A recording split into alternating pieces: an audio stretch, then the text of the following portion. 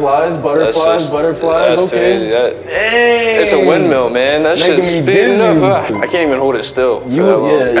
What's up, guys? I'm Aaron. I'm currently in South Korea serving in the United States Army. I've been here for about 8 months now. I'm originally from Zion, Illinois. If you guys don't know where that's at, that's in Chicago, USA. You guys know the Chicago Bulls, Michael Jordan, so you guys know where that's at. I'm enjoying it, serving with the Roka Army, and I love it so far. 안녕하세요. My name's Gage. I'm from North Carolina, and I joined the Army right out of high school. They sent me here to Korea after going to Fort Drum, and I'm loving it so far. Our jobs, we're 68 Echo, we're dental specialists in the United States Army, but in Korea, we work with the actual Roka Army. So when it comes to actual training, we train in joint with the Roka Army in terms of combat casualty care. So we know how to take care of soldiers in case they get wounded. We've also done gas chambers. So in case of an emergency or in a chemical attack, we know how to use our gas mask and our personal protection equipment. And then on top of that, we also know how to respond to threats and other soldier tasks that you might need to know as a soldier. But overall, it's been a really rewarding experience working with the Korean Army because it's very important in our relationship that we have with the Korean Army that we actually know how to work with each other with the language barriers and the cultural. So it's important, and I'm really happy to learn about how Korea's customs and cultures are. Yeah, that about sums it up. I mean, we go to the range and make sure we're up to date on all our warrior tasks and drills so that we're prepared just in case that time comes where we gotta actually use it. We hope that doesn't happen, but yeah,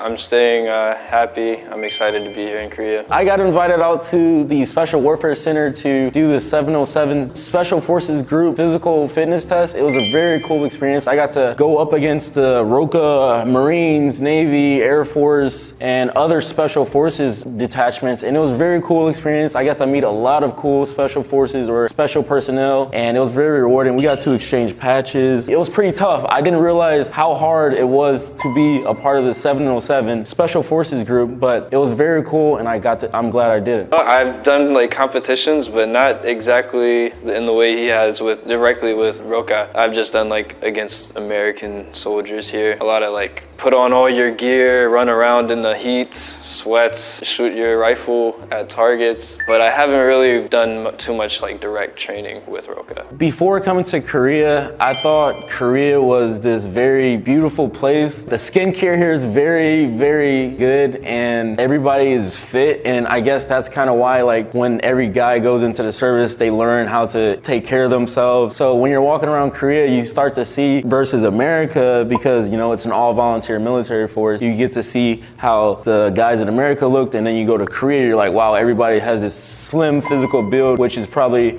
has something to do with being in the military because every guy has to serve. I think it's a good thing. I think making mandatory service can be a good thing because every guy has something in common to talk about. Every guy can potentially be friends because they could just talk about their experience in the military. And it kind of instills that discipline, that patriotism of their country and that love for their country. And it's just like good skills, being able to overcome challenges and have that self-resiliency. I think that's very important. I definitely agree. The relatability that comes with serving your country, it's awesome. You get like a camaraderie with every man, basically, if you're a Korean man. So I think it's awesome. I think it'd be cool if the States did something similar, but that's a little bit, I'm sure a lot of people don't agree with me on that one. Every Korean soldier that I've worked with personally, they all had a basic understanding of what to do with a rifle in terms of the proper fundamentals of holding the rifle, how to reload the rifle, how to take the rifle apart. I'm sure there's videos out there too, like where they give a rifle to a random guy and then they like, hey, what do you remember from your service? And they're still able to remember all those skills. When I think of reserve, when I think of the Korean reserves, I think it's a lifelong thing. You will never, once you are a Korean soldier, you will always be a Korean soldier. It's like always gonna be there. I actually wonder if do they use M4? I don't know the rifle that they use here. I think they use the K2, but. K2, okay, yes. I don't know too much about Korean marksmanship, but yeah, I think he made all the good comments for that one. Yeah, in the United States military, there's 3 types of possible Army components. Army components. There's United States Army Active, there's United States Army Reserve, and there's United States Army National Guard. National Guard, let's say a state, right? The state of New York, right? New York State, there's gonna be a National Guard, right? That's for New York. State reserves. Those troops belong to the state. And then they're not forced to go into though. All the United States military is voluntary, like, so if they choose to go to the reserves, they're choosing because they want to go. And it's going to be like a weekend. Yeah, 1 weekend out of the month. And then 2 weeks in the summertime for annual training. That was reserved, so for National Guard, or rather, that was National Guard, but for reserves, it's kind of similar to National Guard in the sense of like 1 weekend a month, and you have a full-time job as well. So you work your civilian life, just doing your normal job, and that 1 weekend out of the month, you're going to do your Army training, wherever your unit may be. Yeah, and then active duty, which is us. You're a soldier full time. You're gonna go where the Army tells you to go, and you The best one. Yeah, personally the best one. But if you're reserves, National Guard, you are going to have like a regular job. You're gonna be a part-time soldier pretty much. So, oh, this looks like, okay. Okay. Oh, yeah. Oh, okay. I think that was, at first I thought that was like, oh, this is kind of like drill and ceremony color guard stuff. That's something like DNC, like just normal, like, pour arms, you know, salute, stuff like that. But he started throwing the gun, and that's when it's like, okay. I think he added his own little twist on that one. 사격 준비. Of course, yeah. 탄알집 결합. I think he's pretending to be like at a range or something. Oh, okay. Load the mag. 준비사들부터 200선을 헛. Oh, yeah. Okay, Hit the phone. yep. Safe to semi. 150선을 What 헛. is that? 100선을 헛. That one is. I don't know what that one is. 탄알집 제거. Maybe under a door. Yeah, I guess they just, 누리세 이사면 I guess they're just 격발. memories from the range when he was used to be in 다시 the 이사면 army. 전진. 격발.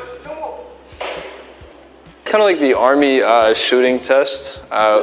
When we go to the range, we have our different positions. They want us to start standing and then hit the prone and then let out 9, then go to prone supported, and then we go to kneeling and back up to standing supported. So maybe he was doing something like along the lines of that. I don't know what this one was. To be honest, I have never seen a bayonet on one of our rifles. In our experience, we really don't use bayonets anymore. We probably still have them in our inventory for like worst case scenarios, but we're not trained. I'm sure there's... You're more likely to see a grenade launcher attached than a bayonet for sure.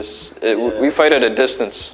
we try to be as far away from the enemy as possible. So our bayonet techniques aren't really touched up on as much. Yeah, but I'm sure we still have documentation or FMs or doctrine on bayonet tactics and stuff like that in case we do need to actually use a bayonet for it. Yeah, I'm sure it's out there somewhere. So old and young. Okay, got a little dance battle going on.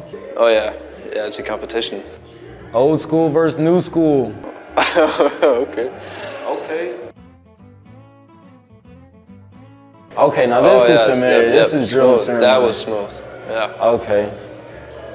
So are these the old guys or new guys? Okay. These are Okay. The young generation. Okay.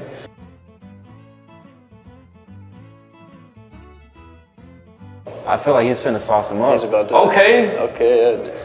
He's nonchalant with it. Yeah, he's straight face, Is it? smooth criminal. Boom. Smooth. Nonchalant. This is too easy. Yeah, This is too easy. I do this in my sleep. Okay. he's not even trying for real. This ain't nothing. Oh, hit him with that. Okay, That's- bang. Okay, he said, now I gotta clap back.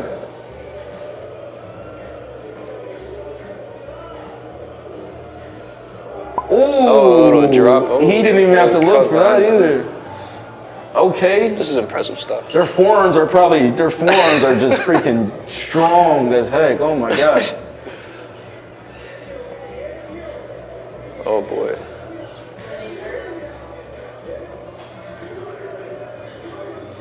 Wow. Butterflies. That's Okay. crazy. Dang. It's a windmill, man. That Making shit's me speeding dizzy. up. Wow. It's like Stomp the Yard, but military version. I can't even hold it still. for You that would, long. yeah. And then you would hit your face with it too sometimes. Yeah, wow.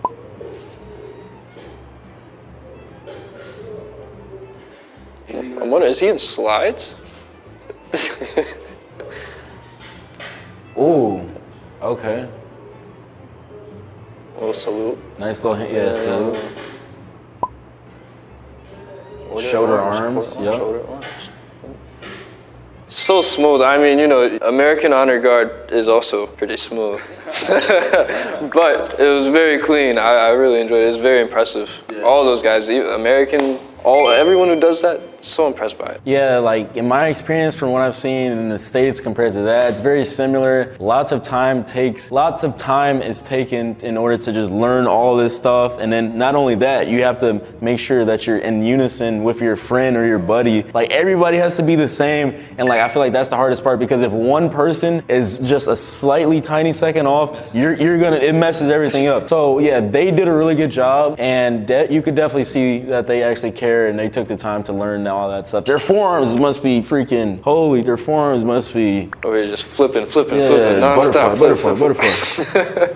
I didn't really notice any differences in America. Like each drill squad has their routine, and then obviously like the videos that you showed us, they're just practicing their routine individually or like in a group. And then when you actually perform your routine in front of the ceremony, that's when you get to see the differences. But the foundational training is pretty similar in terms of like drill and ceremony. Like once you get a good grasp of it, like no matter what country, it's pretty similar. So not really much of a difference. Yeah, not too much. From what I hear with honor guard soldiers, I have a lot of respect for them because like they have to get up super early, make sure their uniform is pristine, crisp, perfect. Everything has to look perfect. They're all about the eyes. Whenever you look at them, they have to be absolutely stunning every time. So they're always dry cleaning. They're always ironing out their clothes, their uniforms, making sure everything is perfect. And they memorized it. It's impressive. They just come together after 3 years without touching anything, any type of weapon. They already got it down. It's the amount of training it takes to actually be able to do it. It's ridiculous. I think the first one is pretty impressive. Those guys are pretty good. And their energy was pretty up there. I liked his style. I liked the guy with the backwards hat. He was like very nonchalant with it. Yeah, he just relying on his skills to do the talking instead of everything else. Like this is really impressive. This is impressive. The energy is there, the focus, the tenacity, everything about it is so just beautiful. Like that's clean. Active duty compared to reservist, for us it's like I go to work every day. Yeah, since we go to work every day, the weekend is like when we actually, That's when I'm like, hurry up, go to Seoul. But for them, the weekend is when they actually go to there, so. You kind of feel, it's like a weird feeling because you haven't had your phone like very much for 10 whole weeks. You've been writing letters, you're bald. I don't know, it's refreshing. Like, oh, I'm finally out of this prison, I would say it's like you just got out of jail vibes, You haven't been able to do what you usually been doing. Your hair is gonna be shaved. You haven't had good food in a while. You're thinking about all the McDonald's, You're thinking about food. I would see my drill sergeants come in with like monsters and freaking like a McDonald's meal. Oh man, so jealous. You're thinking about all the freedom, like you can't put your hands in your pockets. You haven't worn civilian clothes in a while. Like you haven't worn like your hoodies or your sweatpants in a while. And you gotta just you can't, like once you're off work, you're still at work. Like you're still confined. Even after the day's over at basic training, you still have to go up, but you're still in your uniform. You're still wearing army stuff in basic. Like you can't just like change into like sweatpants or, you can't wear whatever you want still. You're just stuck. You feel stuck. Yeah, and so once it's finally over, you feel like wrong,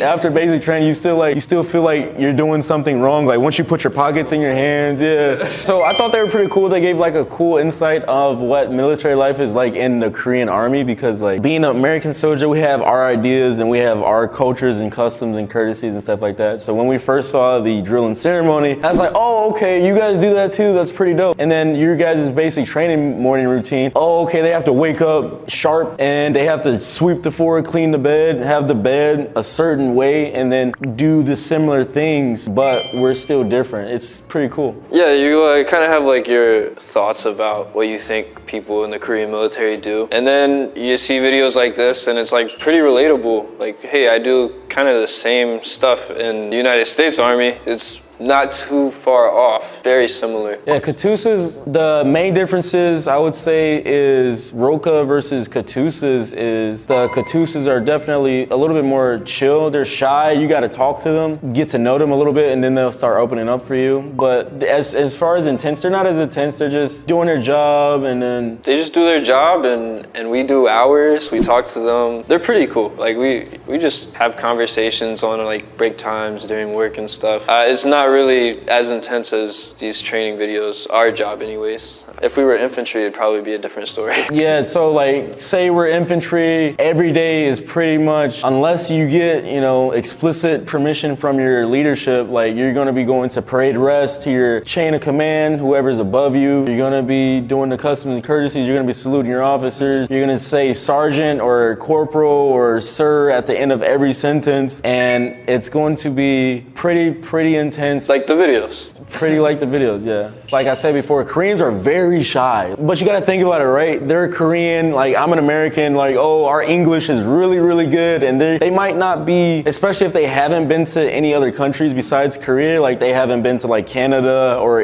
America before. Europe. Yeah, they might be a little bit shy talking in English with you, but like you show that you're not gonna like make fun of them for like maybe messing up for little words here and there. They're gonna like slowly open up, and then that's when you get to practice our Korean, because like although we're here helping South Korea though, we got to learn the Korean language, and like we got to adapt and assimilate with the Korean culture, because like we're not just gonna come here and just be like, oh, you know, I want to take something away from you. yeah, no, we want to add to South Korea and actually like learn about Korea. And one of the biggest ones for me is like, you guys do this and we do this. So that was pretty big.